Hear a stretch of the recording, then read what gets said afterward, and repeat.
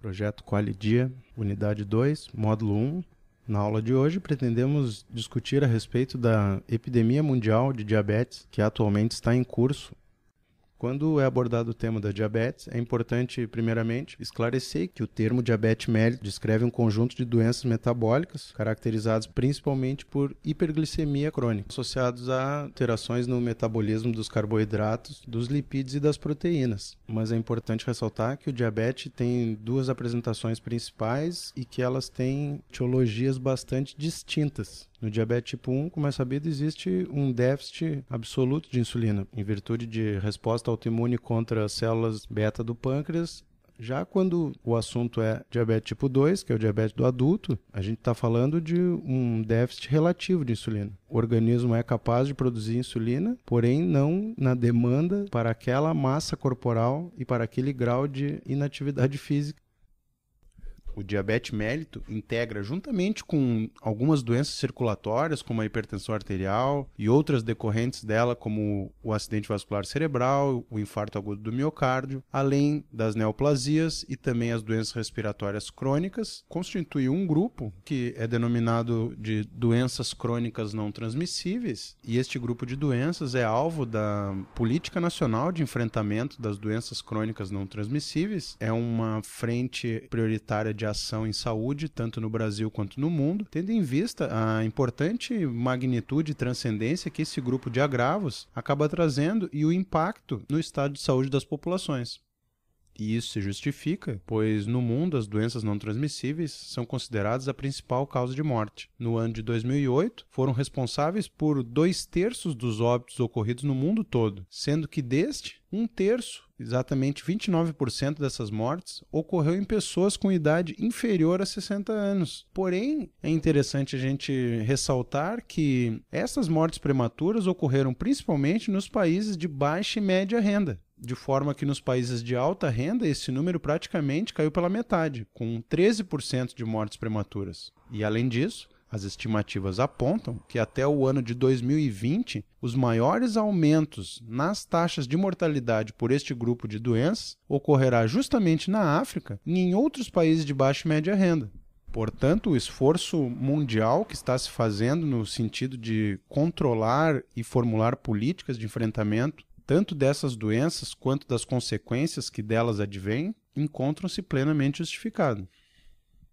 Quando a gente faz um paralelo com a situação do nosso país, permanece praticamente a mesma, pois no Brasil as doenças crônicas não transmissíveis são disparadamente o problema de saúde de maior magnitude no nosso país, inclusive correspondendo com uma taxa um pouco maior do que aquela registrada no nível global. Em torno de 72% das causas de morte estão relacionadas a este grupo de doenças, sendo que a taxa de mortalidade pelas doenças crônicas não transmissíveis foi de mais ou menos 540 óbitos por 100 mil habitantes no Brasil. E é interessante notar que na última década, essa taxa teve uma redução ao redor de 20%, principalmente na mortalidade relacionada às doenças do aparelho circulatório, hipertensão, acidente vascular cerebral, infarto do miocárdio e também nas respiratórias crônicas. Por outro lado, as taxas de mortalidade relacionadas ao diabetes e às neoplasias aumentaram no mesmo período. O que é possível analisar dessa situação é que provavelmente essa redução nas taxas de mortalidade estejam relacionadas à melhora na disponibilidade do serviço de saúde, expansão da atenção primária e também a diminuição de alguns fatores de risco, como o tabagismo, que chegava a mais de 30% no final dos anos 80 e hoje em dia encaminha-se para uma taxa aproximando-se dos 20%. Por outro lado, outros fatores de risco continuam muito presentes na nossa população, principalmente a inatividade física, o sobrepeso e a obesidade, além de dietas pobres em consumo de frutas e ricas, infelizmente, no consumo de refrigerantes, açúcares e gorduras. O slide de número 6 nos mostra esquematicamente uma divisão percentual dos óbitos ocorridos no Brasil, em que, como foi dito anteriormente, 72% desses óbitos são causados de alguma maneira por alguma doença crônica não transmissível, sendo que destes, 31% são atribuídos às doenças circulatórias, cerca de 16% ao câncer, em torno de 5,2% ao diabetes e cerca de 5,8% às doenças respiratórias. Tais dados corroboram a Política Nacional de Enfrentamento das Doenças Crônicas Não Transmissíveis, que privilegia justamente estes 4 agravos como prioritários deste grupo de doenças.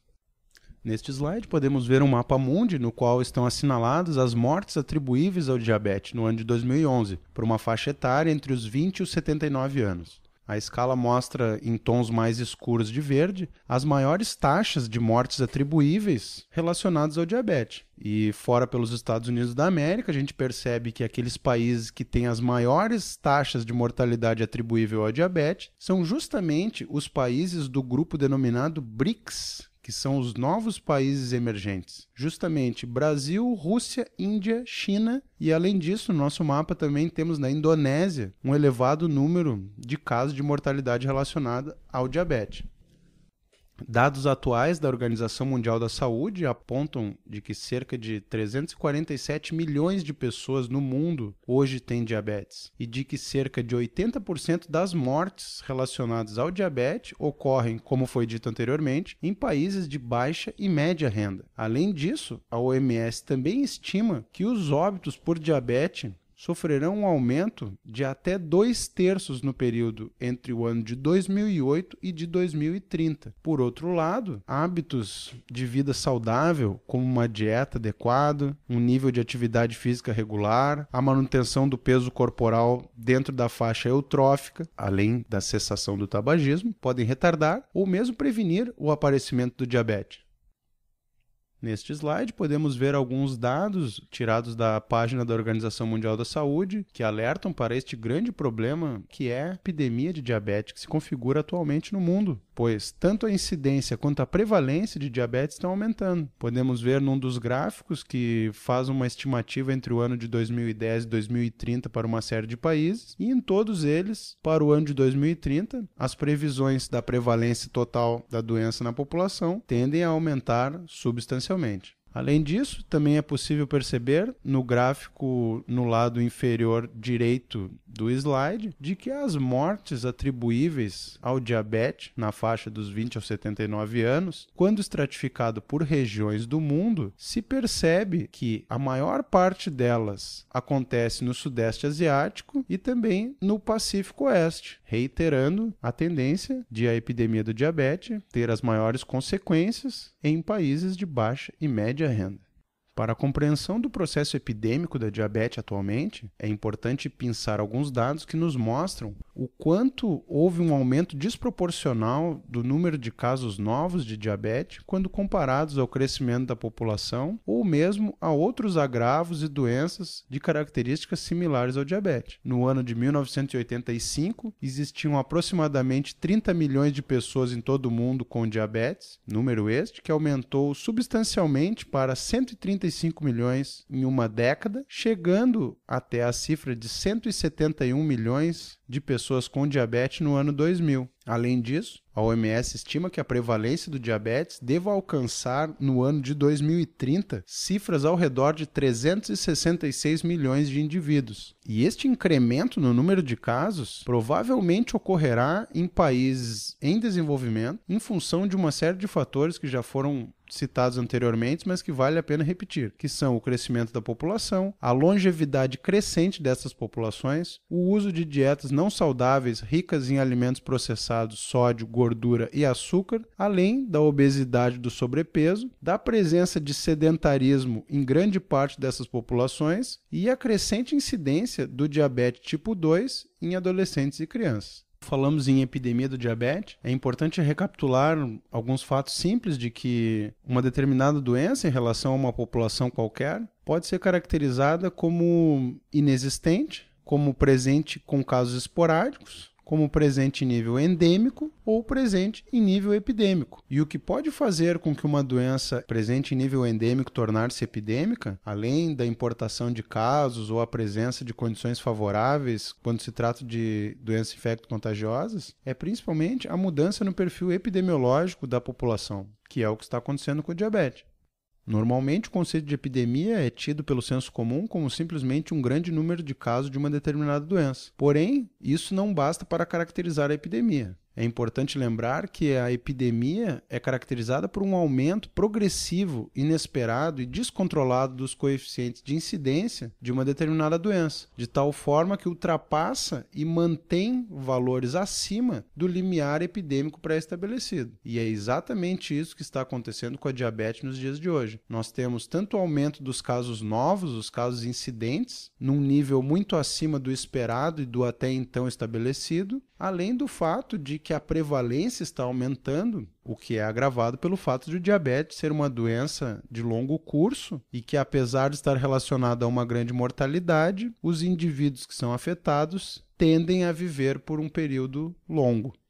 Quando analisamos os fatores que podem levar uma determinada doença a passar de uma faixa endêmica para uma faixa epidêmica em uma determinada população, encontram-se, principalmente quando se fala em doenças crônicas não transmissíveis, as alterações demográficas e da estrutura epidemiológica da população e do local onde acontece essa epidemia. No caso do Brasil, ocorreram nas últimas décadas importantes e profundas transformações no padrão de mortalidade e também nas características demográficas da nossa população. O que se percebeu é que houve uma redução da mortalidade precoce, principalmente aquelas devidas a doenças infecciosas e parasitárias. Ocorreu também aumento da expectativa de vida ao nascer e, além disso, também mudanças decorrentes do processo de urbanização no Brasil, o aumento dos acidentes de trânsito, da violência e das causas externas em geral, de maneira que o Brasil ainda convive com um duplo perfil epidemiológico. Se por um lado ainda existe um elevado número de mortes por desnutrição, por doenças perinatais, por doenças infecto-contagiosas e por condições maternas e relacionadas ao ciclo gravídico puerperal, por outro lado, à medida que o Brasil se torna um país mais desenvolvido economicamente, com mais acesso à infraestrutura de urbanidade, ao serviço do Estado, ao serviço de saúde, caminhamos no sentido de um perfil epidemiológico similar ao dos países desenvolvidos, guardadas as devidas proporções, evidentemente.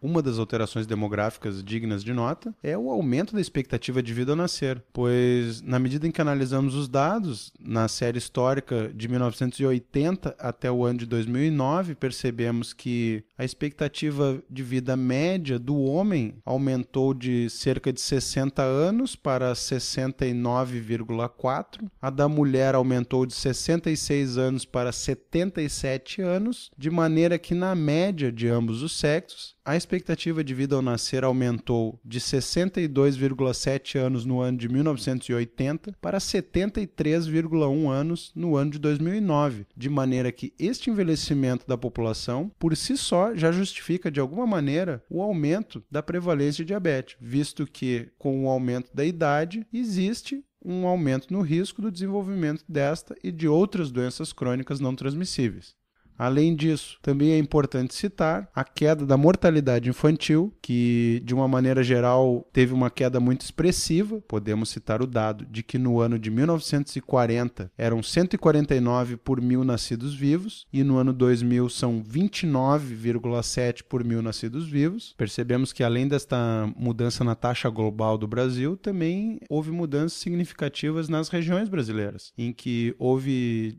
diminuição nos últimos 10 anos, a exemplo da região Nordeste, em que a taxa era de 44,7 por mil nascidos vivos, caiu no ano 2000 para 18,5 por mil nascidos vivos. Porém, esse dado reflete também as desigualdades regionais do nosso país, pois a mortalidade infantil atual da região Nordeste, de 18,5 por mil, é igual à mortalidade da região Sul no ano 2000, ou seja, 10 anos atrás. A mortalidade infantil atual da região Sul não teve uma queda tão expressiva quanto da região norte e nordeste, porém hoje em dia encontra-se na faixa de 12,6 por mil, de maneira que estas crianças que deixaram de morrer tornarão-se adultos, que por conta de terem mais acesso ao serviço de saúde, provavelmente atingirão a sua expectativa de vida ao nascer, portanto, serão vulneráveis e possíveis candidatos a desenvolverem diabetes, hipertensão, neoplasias ou outras doenças crônicas, que são o problema de saúde pública de maior magnitude no Brasil. Neste slide, podemos ver uma comparação entre 3 momentos da pirâmide etária brasileira, no ano de 1975, no ano atual de 2012 e uma previsão para o ano de 2050. É possível notar que no ano de 75 a estrutura configurava-se exatamente como uma pirâmide de base larga e ápice estreito, representando uma pequena população idosa e uma grande população jovem. Nos dias de hoje, percebemos já a diminuição da fecundidade e também da redução da mortalidade infantil através do incremento do número de pessoas entre 20 e 45 anos e também o aumento da expectativa de vida e o acesso ao serviço de saúde que se reflete pelo aumento da população idosa. Já quando observamos a pirâmide etária prevista para o ano de 2050, percebemos já um menor número relativo de jovens, um incremento importante na faixa entre os 20 e os 45 anos e, quando comparado ao ano de 75, um grande aumento na população acima de 60 anos. População essa que muitas vezes acaba sendo bastante suscetível e vulnerável às doenças crônicas, tais como a diabetes e a hipertensão. Este conjunto de fatos e alterações na estrutura epidemiológica justificam e explicam o aumento da incidência e da prevalência da diabetes no Brasil. Segundo dados da Organização Mundial da Saúde, o número de pessoas portadoras de diabetes no mundo era de cerca de 177 milhões no ano 2000, com expectativa de alcançar 350 milhões no ano de 2025. Portanto, em cerca de 25 anos, teremos praticamente dobrado o número de indivíduos. E é importante lembrar que a população mundial, com certeza, não haverá de ter dobrado em 25 anos. Além disso, no Brasil, estima-se que entre o ano de 2000 e 2030, o número de indivíduos com diabetes vai passar de 4,5 milhões para mais ou menos 11 milhões. Ou seja, teremos praticamente triplicado o número de diabéticos e ainda existe dados que apontam de que metade dessa população possivelmente desconhecerá esse diagnóstico. Ainda falando da epidemiologia do diabetes no Brasil, no ano de 1980, estimava-se uma prevalência em torno de 7,6% dos adultos entre 30 e 69 anos, fato que contrasta com dados obtidos na Campanha Nacional de Detecção do Diabetes Mellitus em 2001, na qual 16% dos examinados maiores de 40 anos apresentavam uma glicemia capilar maior ou igual a 100 mg por decilitro em jejum ou maior ou igual a 140 em amostra casual, corroborando a ideia de que os coeficientes de incidência estão aumentando muito acima dos níveis pré-estabelecidos até então.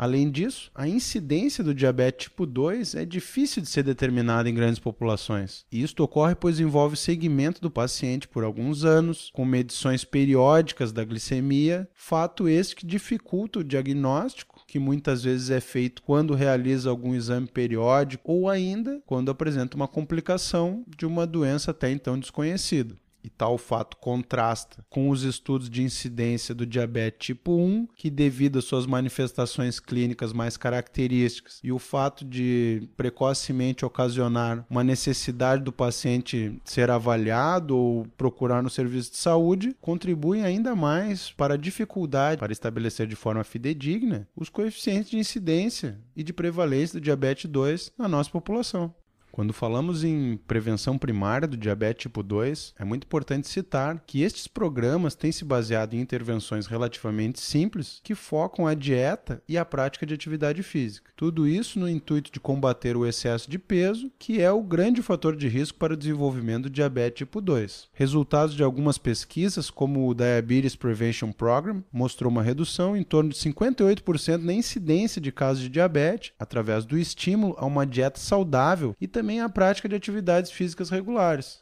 Outro dado interessante de ser citado é da pesquisa Finnish Diabetes Prevention Study, que mostrou que uma redução do peso em torno de 3 a 4 quilos, e aí que é importante a gente relatar, 3 a 4 quilos perdidos em 4 anos, acabou por reduzir a incidência do diabetes nos mesmos valores de 58%. Portanto, programas baseados na redução de peso e estímulo à atividade física têm uma eficácia comprovada na redução da incidência do diabetes, ou seja, dos casos novos, além de ajudar na compensação dos casos já estabelecidos, dos casos prevalentes. Além disso, um outro dado importante foi do estudo longitudinal realizado com quase 85 mil indivíduos que eram enfermeiras e foram seguidos por um período de 16 anos de follow-up. Neste grupo, o controle dos fatores de risco modificáveis, como dieta, atividade física, tabagismo e excesso de peso, foi associado a uma redução bastante expressiva de até 91% na incidência de diabetes nesse grupo. Portanto, a mensagem que fica quando analisamos esses dados é de que a epidemia do diabetes realmente é um fato presente, é um fato real e é um fato grave. Por outro lado, a maneira de enfrentar esta epidemia, além de qualificar a assistência, de refinar o diagnóstico e de buscar novos tratamentos e terapêuticas, é muito importante a prevenção primária, o estímulo a hábitos de vida saudáveis, a prática de atividade física e o autocuidado de uma maneira geral, pois os dados mostram reduções